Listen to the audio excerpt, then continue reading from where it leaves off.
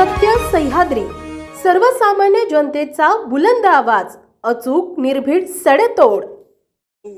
होतील भाऊ, पण शिवरायांसारखं कोणी नाही. होय, आज खरं तर आम्हाला खूप आनंद होतोय स्वर्गामध्ये काम करायला. होय, स्वर्गातच काम.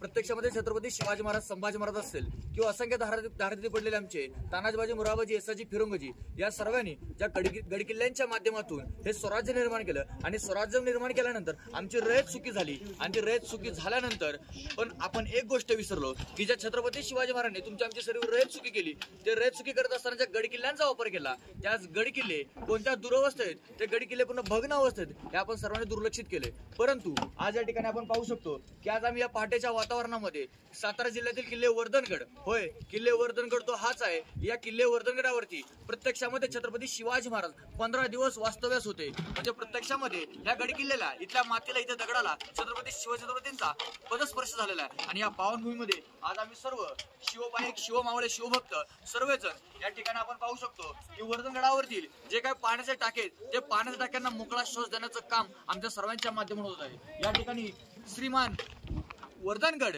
मावळा समूह यांच्या वतीनं, त्याचबरोबर शिवप्रस्थान हिंदुस्थान या सर्वांच्या वतीनं सर्वजण एकत्र मिळून खांद्याला खांदा लावून, जसं शिवछत्रपतींच्या वेळी परमपवित्र भगवद्गीतेच्या छत्रछायेखाली सर्वजण गुण्यागोविंदांना नांदले होते, त्याच पद्धतीने या ठिकाणी आपण पाहतोय की सर्वजण मोठ्या संख्येने श्रमदान करून या गडावरील पाण्या टाक्यांना मोकळा श्वास देत आहेत.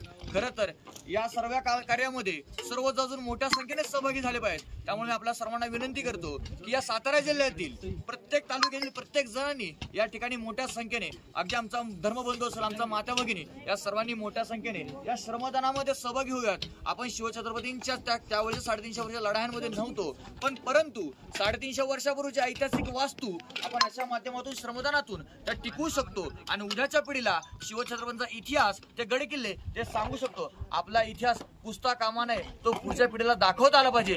त्यासाठी आपण काही ना काहीतरी छोटंसं काम करूयात. म्हणूनच मी विनंती करेन, उद्याच्या रविवारी, येणारा जो रविवारी, त्या रविवारी सर्वांनी मोठ्या संख्येनेच या ठिकाणी वर्धनगडावर उपस्थित राहूयात आणि या ठिकाणी गडावरच्या सर्व ऐतिहासिक वस्तू जतन करण्यासाठी आपण सर्वजण कामाला लागत. या ठिकाणी आपण पाहतो की श्रीमान वर्धनगड मावळा समूह यांच्या माध्यमातून मोठ्या प्रमाणात उत्खनन करत आपण या ठिकाणी सर्व पाण्याच्या टाक्यांना मोकळा श्वास देण्याचं काम करतोय. तिथे पाहू शकतो आपण की ह्या कामामध्ये आमच्या खांद्याला खांदा लावून आमच्या माता भगिनी पण आहेत. होय, स्त्रिया देखील लढल्या होत्या. ते आजही आपल्या सर्वातून पाहायला भेटतंय की पुरुषच नाही तर स्त्रिया देखील आमच्या खांद्याला खांदा लावून काम करतात. चला तर मग पुढच्या रविवारी सर्वजण मोठ्या संख्येने आपण येऊयात. आपली जात पात गोत्र सर्व साईडला आम्ही फक्त आणि फक्त शिवबाईक, शिवछत्रपती आमचा आदर्श आहे. हा आदर्श डोळ्यासमोर ठेवून आम्ही पुढच्या रविवारी मोठ्या संख्येने येणार. हा शब्द शिवछत्रपतींना देऊयात आणि छत्रपतींचा चरण स्पर्श करून वर्धनगडावरती उपस्थित राहूयात. धन्यवाद. पाहू शकतो आपण गडावरती कशा पद्धतीने आज हे खऱ्या अर्थानं मावळे शिवबाईक आहे. इथे फक्त शिवजयंत्या करणारे 19 फेब्रुवारी शिवजयंती आली की उगाच कावळासारखं डोम कावळे वर येणाऱ्यातले नाही येते. हे प्रत्यक्षामध्ये शिवछत्रपतींच्या चरणावरती, विचारांवरती, त्यांच्या आचरणावरती चालून हे शिवछत्रपतींचं स्वराज्य, ही रयत सुखी करण्यासाठी, त्यांच्या ऐतिहासिक वास्तू जतन करण्यासाठी झटणारी तरुण मंडळी ती.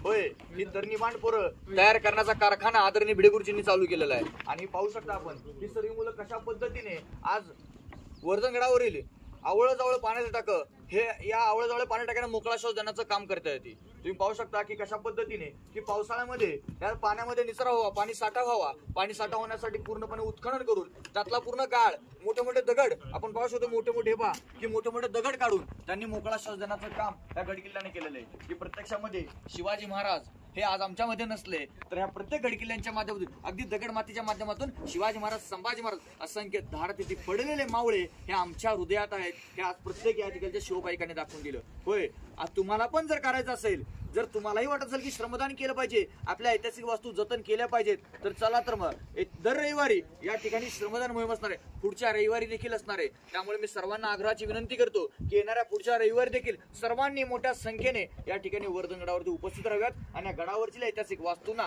मोकळा श्वास देण्याचं आपण सर्वांनी काम करायचं आहे. फक्त शिवजयंती करून होत नाही तर शिवजयंती केल्यानंतर शिवविचारांनी शिवछत्रपतींच्या मार्गाने महाराजांच्या वास्तू असेल इतिहास असेल तर जतन करण्याचं काम हे तुमच्या आमच्या आजच्या तरुण पिढीचं काम आहे. या देशाला जर कोण तारू शकतं तर तुम्ही आम्ही तरुण आहोत. होय, चला तर मग तरुणांनो तरुणींनो मोठ्या संख्येने या आणि या ठिकाणी सहभागी व्हा. या ठिकाणी पाहू शकतो की किती लहानातील लहान लेकरं या ठिकाणी सहभागी झालेले आहेत. तर मी विनंती करेन की मोठ्या मोठ्या तरुणांनी देखील या सर्वांनी या कार्यामध्ये सहभागी व्हायचंय. की एवढी लहान लेकरं पहाटे 5:30 वाजता जर येऊ शकतात तर तुम्ही देखील मोठ्या संख्येने या.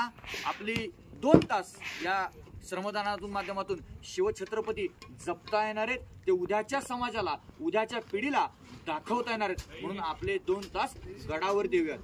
येणार ना मग यावंच लागेल. शिवछत्रपतींसाठी यावं लागेल. धन्यवाद. ताज्या बातम्या, सखोल विश्लेषण, विशेष मुलाखती पाहण्यासाठी सत्य सह्याद्री YouTube चॅनल सबस्क्राईब करा आणि हो, बेल आयकॉन दाबायलाही विसरू नका.